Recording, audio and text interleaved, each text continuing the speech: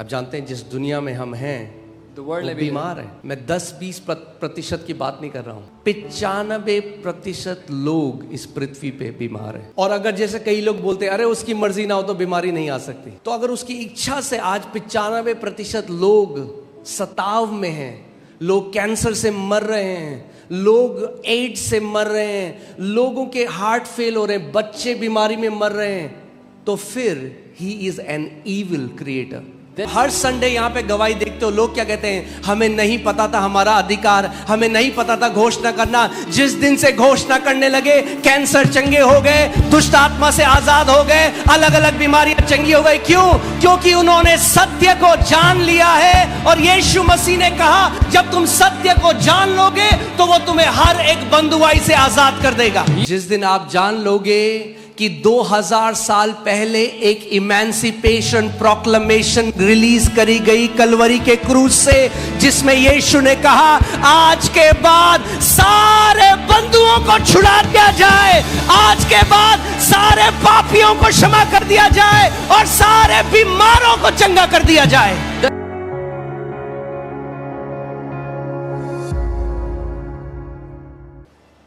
Praise God, प्रभु की स्तुति है। आमेन। क्या आप खुश हैं? आज आप उसके घर में हैं। Are you happy that you are in his house today? Hallelujah. जिस खुदावंद यीशु की हम आराधना करते हैं वो मरा नहीं, वो जीवित है। The Lord Jesus whom we worship is not dead, he is alive. और हर संडे को हम उसको अपने बीच में बड़े बड़े काम करते हुए देखते हैं। And we see him do mighty wonders in our midst every Sunday. हम वो लोग नहीं जो ईसाई धर्म में हैं। We are not those people who are in a religion called Christianity. और अगर आपको कोई धर्म ईसाई बनाने की कोशिश करे तो भाग जाना वहां से। And if someone tries to convert you to Christianity, run away. आमेन। हमारा ईमान इतना सस्ता नहीं कि कुछ पैसों से खरीदा जा सके। Our faith is not so cheap that it can be bought with some money. आमेन। आप सबसे कीमती चीज से खरीदे गए हैं जिसका कोई मोल नहीं। You have been bought with the most precious thing there is nothing that can pay to buy it. परमेश्वर का वचन कहता है कि तुम्हारा उद्धार नाशवान सोने और चांदी से नहीं, मगर उस अविनाशी परमेश्वर के बीज से हुआ है। और तुम जो मोल लिए गए हो, तुम प्रभु यीशु मसीह के लहू बहाने के द्वारा मोल लिए गए। The word of God tells us that you're not bought with perishable gold or silver, but by imperishable, incorruptible word of God, and you're bought by the blood of the Lord Jesus. Amen. So जो लोग यहाँ पर पहली बार आए हैं, मैं आपको clear करना चाहता हूँ, ये वो जगह नहीं जहाँ ईसाई लोग मिलते हैं, ये वो जगह है जहाँ उसके बेटे और बेटियाँ मिलते हैं। Those who have come here for the first time, I want to tell you, this is not the place where people in the religion of Christianity they meet. This is the place where the sons and daughters of God meet.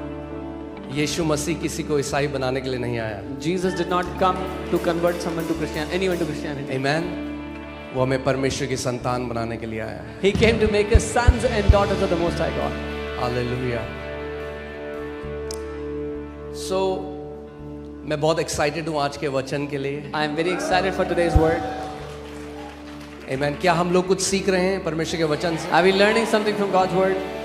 मैं आपको बता रहा हूँ, सबसे कीमती चीज जो अगर कोई हमारे जीवन में है वो है उसका वचन। The most precious thing in our life is His word.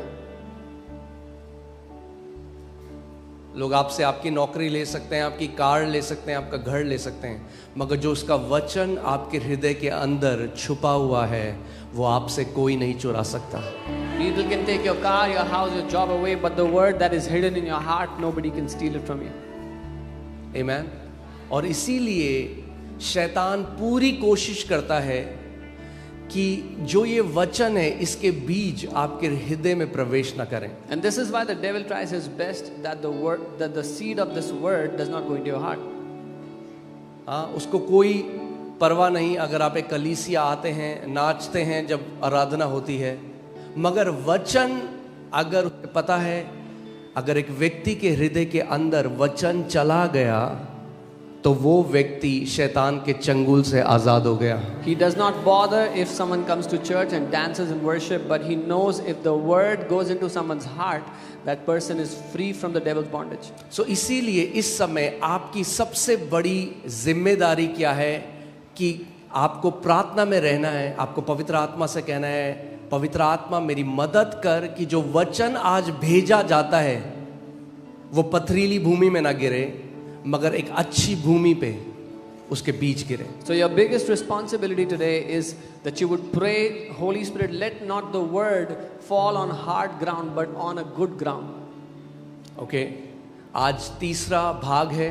This is the third part of the series. और मैं जब स्टडी करता हूँ तो मुझे पता लगता है कि परमेश्वर के वचन में इतना कुछ है, हम 100 सीरीज 200 सीरीज ले जा सकते हैं हीलिंग की। When I study, I find out there's so much in God's word, we can take it to 100, 200 parts of the series. Okay, so आज जो थर्ड पार्ट है वो है, मैं आपको सिखाना चाह रहा हूँ, sickness is a warfare. The third part that I want to teach you today is चंगाई एक युद्ध है, and how to fight for your healing. और कैसे लड़ना चाहिए अपनी चंगाई के लिए। आमेन। Amen. हमें लड़ना सीखना होगा। We have to learn to fight. कई मसीह हैं जो भीख मांगने में बहुत टाइम से मांग रहे हैं, उन्हें परफेक्ट हो गए भीख मांग मांग के, उनको पता है गिड़गिड़ाना कैसे है, मगर लड़ना कैसे है उस चीज के लिए जो उनकी है ये नहीं जानते। There are many believers who have perfected the art of begging. They know how to beg before God, but many of them don't understand, don't know how to fight for what is already theirs. मैं शारीरिक लड़ाई की बात नहीं कर रहा क्योंकि वो तो ऑलरेडी आती है उन्हें। I'm not talking about physical fight, they know that. मैं आत्मिक लड़ाई की बात कर I'm रहा talking about a spiritual fight. हूँ। ओके, क्योंकि शारीरिक तो लड़ ही रहे हैं लोग, कोई ना कोई किसी से, कोई अपने बॉस से, कोई अपनी सास से। People are already fighting in the physical, someone with their boss, someone with their mother-in-law. बस कुछ नहीं करना, वो लड़ाई जो शारीरिक लड़ रहे हो ना, उसको आत्मा में ले जाओ शैतान के विरोध में, तो बहुत जय देखने लग जाओगे। All you have to do is the fight that you are fighting in the physical, take that in the spiritual and start fighting with the devil. You will see much. हाँ, क्योंकि लोग सोचते हैं कि हमारे जो विरोधी हैं ना, आप कई लोग सोचते हैं हमारे विरोधी हमारे रिश्तेदार हैं, कई सोचते हैं हमारे विरोधी मेरी सास है, मेरा बॉस है। नहीं, वो आपके विरोधी नहीं है। Many people think my boss is my enemy, my mother-in-law is my enemy. No, they're not. वो केवल जो असली विरोधी है उसके प्रभाव में आकर वो कर रहे हैं जो कर रहे हैं। They are only under the influence of the real enemy and they are doing whatever they're doing. मगर कोई मनुष्य आपका दुश्मन नहीं। But no man is your enemy. आमीन। आपकी सास आपकी दुश्मन नहीं। Your mother-in-law is not your enemy. हाँ, प्रभु यीशु मसीह ने इसका प्रमाण दिया जब पतरस की सास को चंगा किया। Jesus proved it by healing Peter's mother-in-law. आमीन, हालेलुया। सो चलिए शुरू करें, तैयार हो आप? मैं बीज फेंकूंगा, आपको पकड़ लेना है। I will scatter seed, you have to catch it. जो सुस्त है उसके बगल से बीज निकलते जाएंगे। Those who are lazy, the seeds will pass them right through. जो चुस्त है वो पकड़ लेगा बीजों The को। quick will catch the seed. आइए एक प्रार्थना करते हैं, फिर हम Let's pray. वचन बोलेंगे। परमेश्वर पिता, हम आपका धन्यवाद देते हैं। Father God, we thank you. आप एक अच्छे पिता हैं। You are a good God. हर एक अच्छी वस्तु, हर एक अच्छा दान और वरदान आपकी ओर से होता है। Every good thing, every good gift comes from you. सत्य के आत्मा Spirit of truth. हमें सारे सत्य में ले जाओ। Lead us into all truth. हमें धर्म की बंधुआई से आजाद करके सत्य की ओर ले जाओ। Free us from the bondage of religion and lead us into all truth. हमें रीति रिवाज बंधनों से आजाद करके सत्य की ओर ले जाओ। Free us from rituals and lead us into truth. हमें कोई रीति रिवाज नहीं चाहिए खुदावन, Lord, we do not want हमें any तेरा rituals. जीवित वचन चाहिए। We want your living word.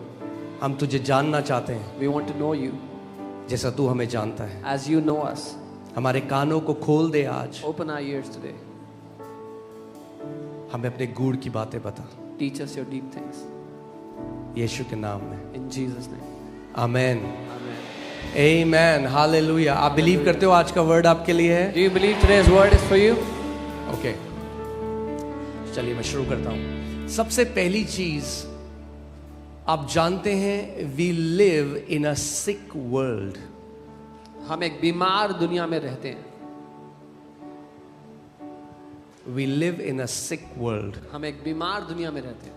आप जानते हैं जिस दुनिया में हम हैं The world वो we live बीमार है. is sick. मैं 10-20% की बात नहीं कर रहा हूं. I'm not talking about 10-20%. एक स्टडी के अनुसार, मैं रिसेंटली एक स्टडी को पढ़ रहा था, उसके अनुसार 95% लोग इस पृथ्वी पे बीमार हैं. I was going through a study recently, and according to that, 95% people on the earth are sick. Okay, so आप ये देख सकते हैं, the global burden of disease study and population health metrics states that approximately 95% of the global population experienced health issues at some point during the year, with only 5% remaining completely free from health problems. So जो जनसंख्या निकाली गई इस अध्ययन के द्वारा, उसमें मालूम हुआ कि लगभग 95% लोग वर्ष के दौरान किसी ना किसी समस्या से बीमार हुए, और केवल 5% लोग थे जो स्वास्थ्य की समस्या से पूरी तरह मुक्त रहे. क्यों मैं आपको ये दिखा रहा हूँ? Why am I showing you this? कि आपको पता चले कि आपके आसपास क्या हो रहा है. So that you know what is happening around you.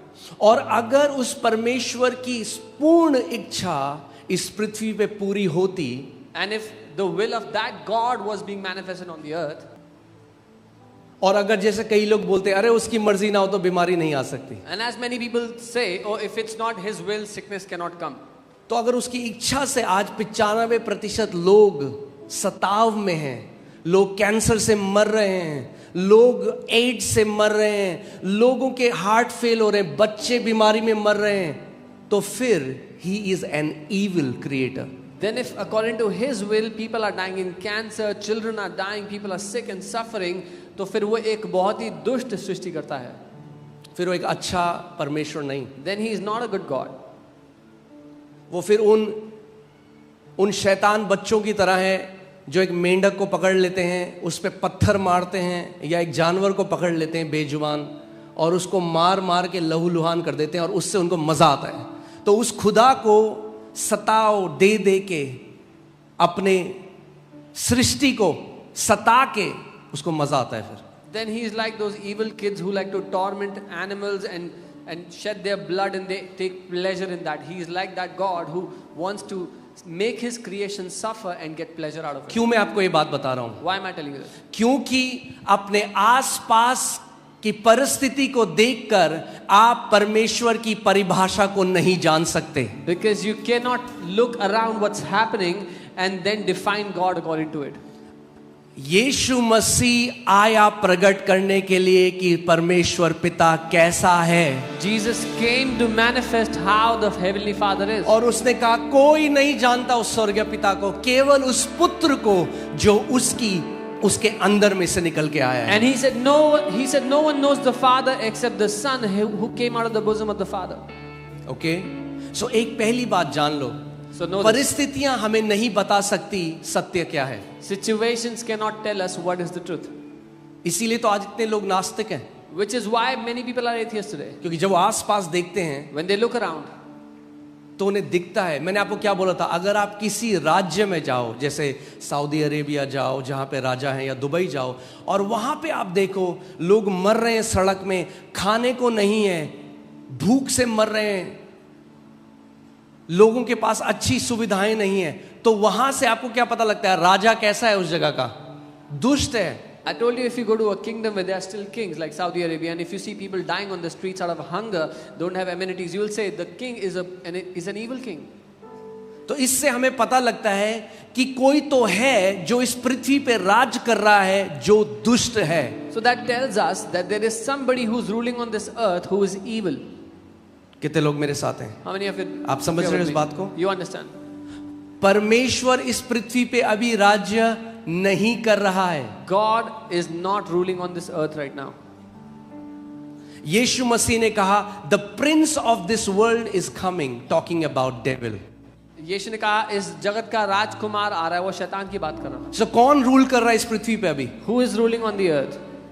क्योंकि जब आप आसपास देखो तो आपको पता लग जाएगा कोई विकेट बंदा है जिसको मजा आ रहा है सताव देकर लोगों को। Because when you look around, you see there is someone who is evil, who is getting pleasure by tormenting people. क्योंकि पृथ्वी पर अभी उस खुदा की इच्छा पूरी नहीं हो रही। Because the will of that God is not being perfected on the earth right now. इसीलिए प्रभु यीशु मसीह ने हमसे कहा कि तुम ऐसे प्रार्थना करो कि हे हमारे पिता तू जो स्वर्ग में है, तेरा नाम पवित्र माना जाए, तेरी इच्छा पृथ्वी पे पूरी हो जैसे स्वर्ग में पूरी होती है। This is why Jesus taught us to pray like this. Hallowed be thy name and let your will be done on earth as it is done in heaven. यानी पृथ्वी पे उसकी इच्छा पूरी नहीं होती। That means his will is not done on the earth. इसीलिए तो प्रभु ने कहा मैं ये प्रार्थना करो। This is why the Lord said pray like this. स्वर्ग में उसकी इच्छा 100% पूरी होती है। In heaven his will is done 100%. इसीलिए स्वर्ग में कोई आंसू नहीं, इसीलिए स्वर्ग में कोई कैंसर नहीं, इसीलिए स्वर्ग में कोई रेप नहीं होता, इसीलिए स्वर्ग में कोई बच्चा बचपन में नहीं मरता, क्योंकि एक अच्छा पिता है जो राज्य कर रहा है स्वर्ग में। Which is why there are no tears in heaven, no cancer, no child dying in sickness, because a good God, a good father is ruling in heaven. मगर पृथ्वी पर अभी उसकी इच्छा पूरी नहीं होती। But on the earth his will is not being done right now. शैतान राज्य कर रहा है इस पृथ्वी पे। The devil is ruling on the earth.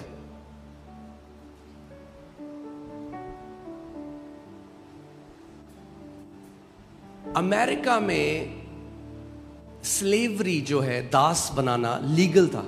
In the US it was legal to have slaves. Okay और आप देखेंगे अब्राहम लिंकन जो थे वहां के राष्ट्रपति, उन्होंने एक नई घोषणा निकाली जिसको बोला गया है इमेंसिपेशन प्रोक्लेमेशन।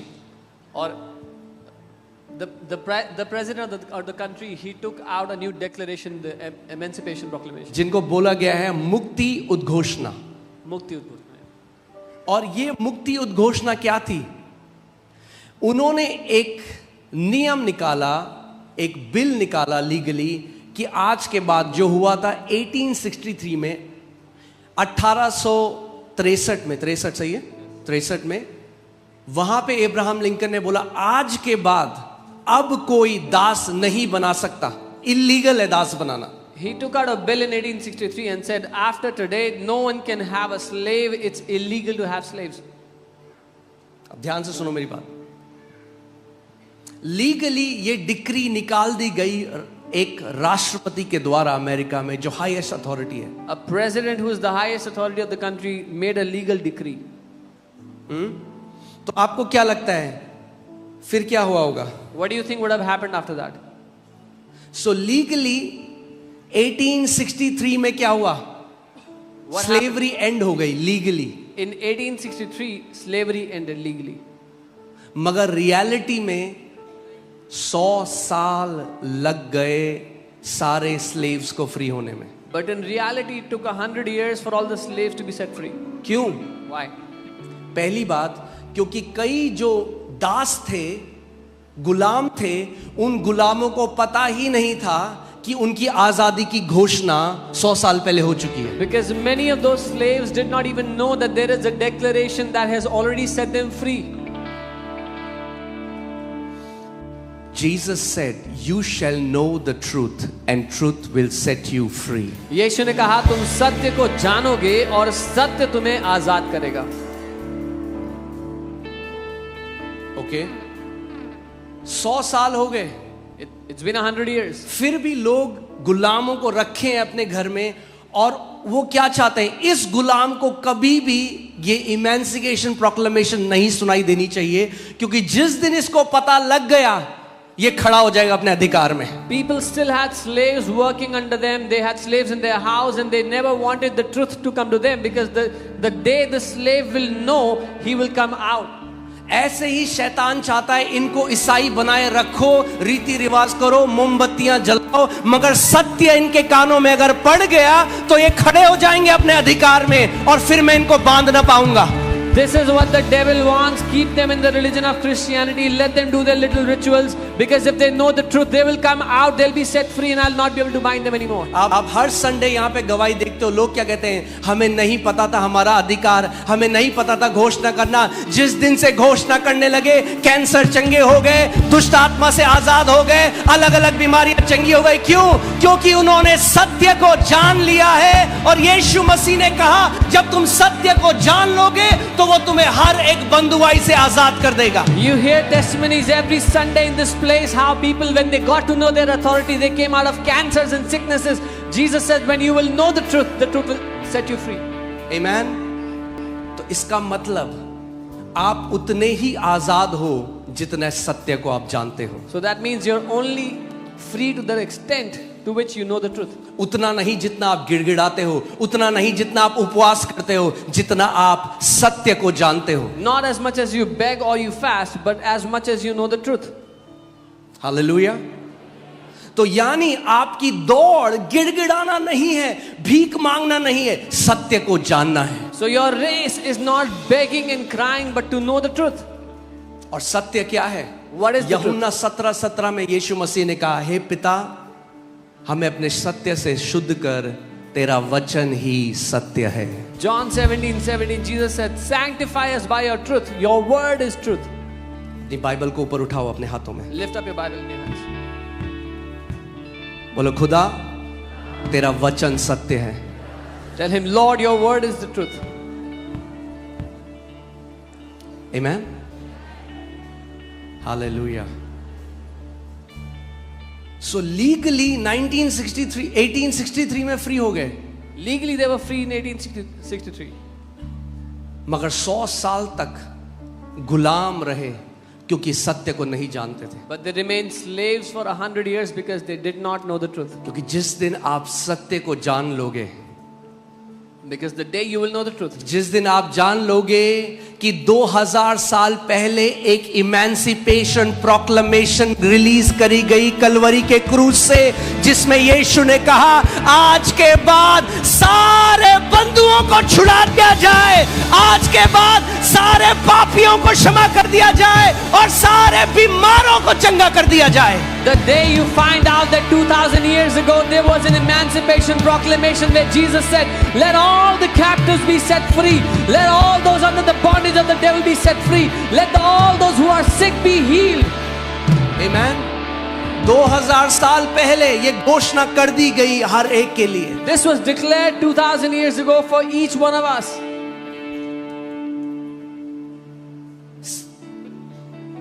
जो धर्म का सार है आज धार्मिक शिक्षाओं का, The summary of all the religious teachings today वो है गिड़गिड़ाना कि परमेश्वर आपकी सुन ले। is beg so that God might hear you. तो उनको लगता है जब मैं करूंगा तो परमेश्वर करेगा। So they think when I will do it, then God will do it. सो कैसे हिलाऊं उसे? So how should I move him? कैसे हिलाऊं? How should I move him? क्या भोग लगाऊं, क्या चढ़ावे चढ़ाऊं? What should I offer to him? How can I appease him? अरे भैया, जिसने करोड़ों सेब केले पूरी पृथ्वी बनाई, क्या चढ़ाओगे उसे? क्या दोगे उसे? क्या दे के मनाओगे उसे? The God who made all the trees, all the fruits, what will you offer him to appease him? हाँ, ये ऐसा है कहना कि महिंद्रा कंपनी वाला है, करोड़ों कारें बिकती हैं उसकी, और मैं बोलूं उसको मेरा काम करा दो, एक महिंद्रा की गाड़ी दूंगा तुम्हें। It's like telling the owner of Mahindra company who sells so many cars every year, telling him, get this done for me and I'll give you a Mahindra car. अरे जिसने एक एक सांस आपको दी है, अभी क्या चढ़ाओगे उसे? He who has given you every breath, what can you offer him? अपना जो सारा आपका ध्यान धर्म कर्म के काम करने में है, उसको आज बदल के सत्य को जानने में लगा दो, तो आजादी में जीवन जियोगे, जय में जीवन जियोगे। All of your effort which you are putting into doing religious works, if you pull it out and put it into knowing the truth, you will live a life of freedom, a life of victory. Amen.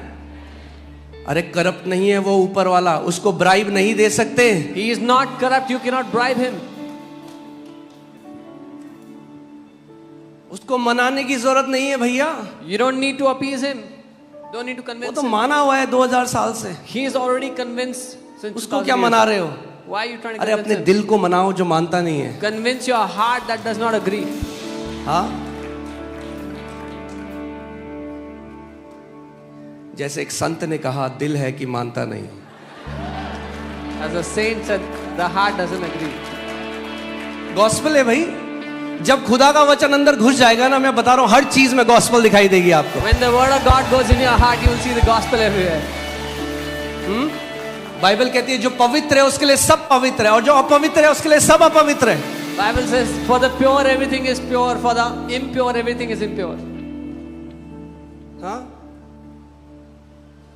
जो धार्मिक लोग होते हैं ना, cab में बैठे हो, office जा रहे हो, अब वो कैब वाला गाने बजा रहा है, क्या करोगे? हिमालय में भाग जाओ या तो।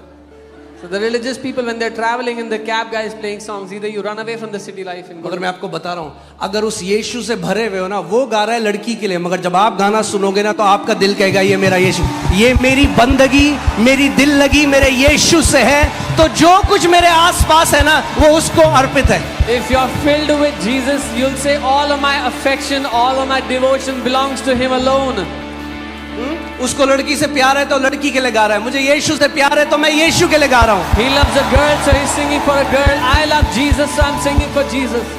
ऐसा तो नहीं कर सकते ऑफिस में, हाय हाय हुई हुई हुई, हम बहुत पवित्र लोग हैं। You can't keep तो a, यार नौकरी छोड़ और हिमालय में चला जा। you can't keep going around saying, I'm very holy, I'm very holy. They'll tell you to leave the job and go somewhere else. When you have been washed by the blood of Jesus, जब आप यीशु के लहू से धुल गए हो, बाहर की गंदगी आपकी धार्मिकता को नहीं अफेक्ट कर सकती। the external impurities cannot affect your righteousness within. Amen. Hallelujah. मैं ये नहीं कह रहा हूं कि पब में जाके बैठ जाएं। I'm not telling you to go sit in a pub. मैं कह रहा हूं जब आपको नॉर्मल जीवन जीना है, I'm saying even when you have to live a normal life. प्रभु यीशु मसीह ने कहा हम दुनिया में तो हैं, हम दुनिया के नहीं हैं, मगर दुनिया में हैं। Jesus said we are in the world, but we are not of the world. Still we are in the world.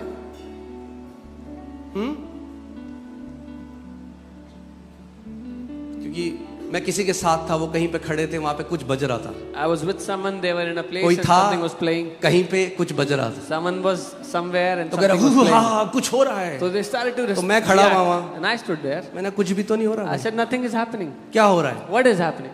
अरे यीशु है हमारे अंदर, क्या Jesus हो रहा lives in है? us. What is happening? हाँ, क्या हो रहा है भाई? What is अरे happening? पहचानो वो जो तुम्हारे अंदर रहता है। Identify the one who lives in you. Bible कहती है जो हम में है वो बड़ा है उससे जो दुनिया में है। The Bible says he who lives in us is greater than that which is in the world. Amen. So हम क्या कर रहे हैं? हम थोड़ा कह रहे हैं कि कैसे मनाएं। We are saying how can we convince him? 3 दिन उपवास प्रभु, 21 दिन, 40 दिन। Should I fast 3 days, 21 days, 40 days? उपवास बहुत ही जरूरी और बहुत पावरफुल है, Fasting is very important and very powerful. मगर उपवास परमेश्वर को नहीं बदलता, उपवास आपको बदलता है। But fasting does not change God, it changes you. When I am fasting, I'm not trying to arm twist God. जब मैं उपवास कर रहा हूँ, मैं परमेश्वर की बाजू नहीं मरोड़ रहा, I'm trying to bring my flesh under my subjection. मैं अपने शरीर को अपने अधीन कर रहा हूँ. Okay? So आज हम कुछ सीखे, अभी मैंने वचन शुरू नहीं किया है, We are going to learn something today. I अभी तो haven't started. एपिटाइजर दे रहा हूं मैं आपको कि आपकी भूख बढ़ जाए वचन के लिए। So that you'll be hungry for the word.